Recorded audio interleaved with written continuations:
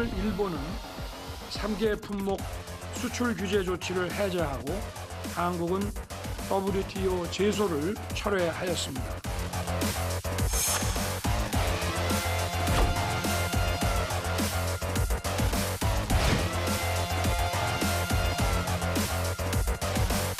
.1998年10月に発表した日韓共同宣言を含め、歴史認識に関する歴代内閣の立場を全体として引き継いでいることを確認いたしました。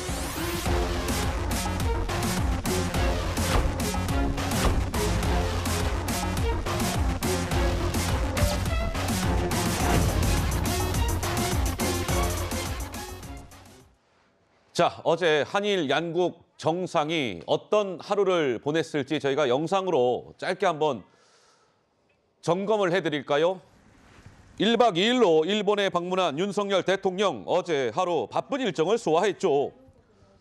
윤 대통령과 함께 방일한 김건희 여사도 6호 일본 총리 부인과 친교의 시간을 보시는 바와 같이 가졌습니다. 특히 양국 정상의 친교 만찬이 관심을 끌었죠.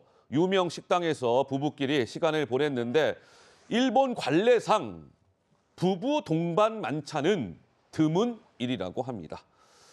자, 공과 사를 오가며 4시간 가까이 밀착 회동을 이어간 두 정상, 경색된 양국 관계를 녹여낼지 관심 있게 지켜볼 일입니다.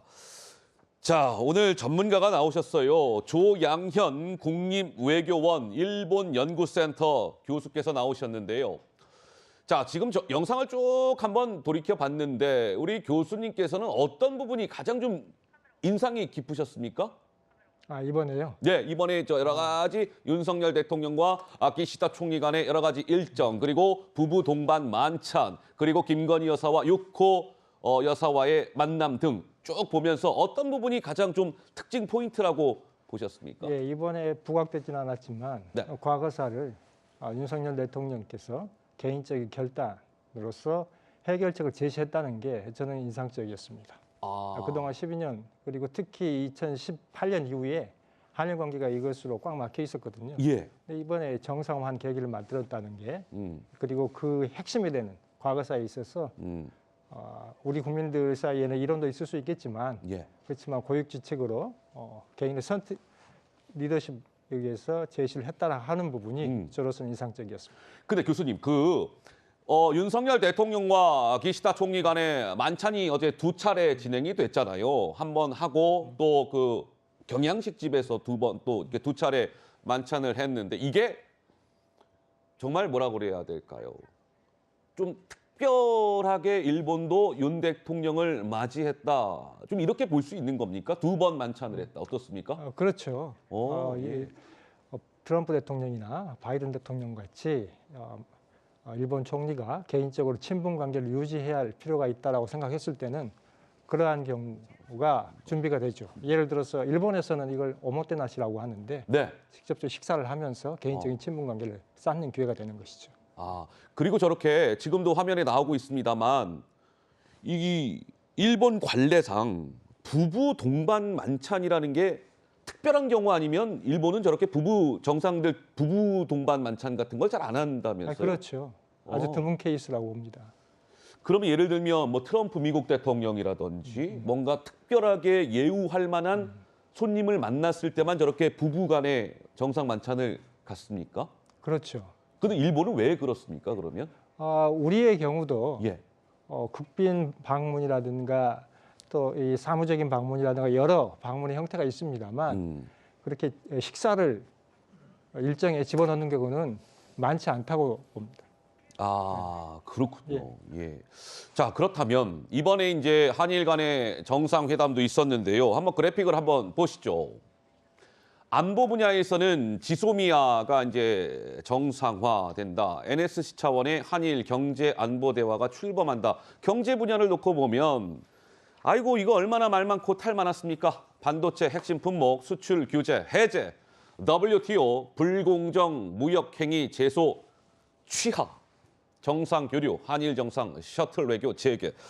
대의원님께서는 이번 이 한일 정상회담의 여러 가지 뭐 성과라면 저런 것들이 있는데 어떤 부분이 가장 좀 눈여겨보셨습니까?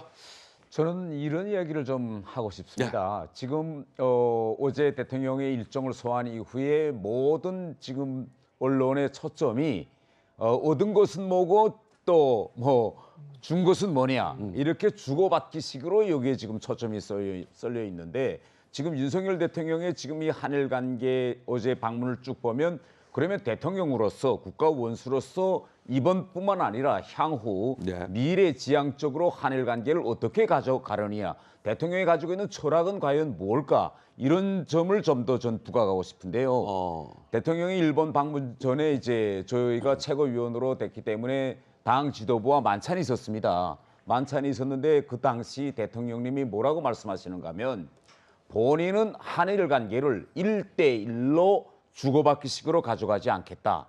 네, 이런 말씀을 하십니다. 그렇군요. 그러시면서 이제는 우리나라가 국력으로 말하면 세계 10위권이고 국격으로 말하면 6위권에 들어있는 나라인데 아직까지도 계속 뭘 주면 뭘 가져올까 이런 식으로 접근하는 건 아니다.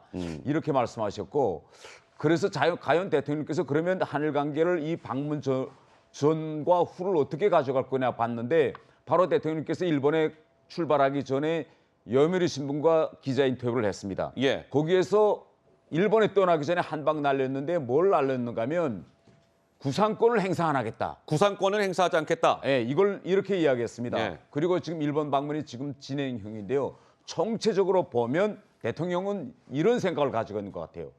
일본과의 관계에서 앞으로 우리 한국이 주도권을 쥐고 리드하겠다. 호상 서로 맞추는 게 아니라 그리고 현재 윤석열 대통령으로서 한일 관계를 위해서 이러이러한 일들을 취하고 미래지향적으로 가져갈 것인데 예. 이걸 일본이 알고 우리를 따라오겠거든 따라오고 예. 호응하겠으면 하고 말겠으면 말고 일단 우리는 미래를 향해서 갈 거다. 이런 강한 메시지를 지금 보내고 있는데 이 총적 그림을 보면 예. 저는 대단히 대통령으로서 정말 용단을 가지고 리드하고 있다.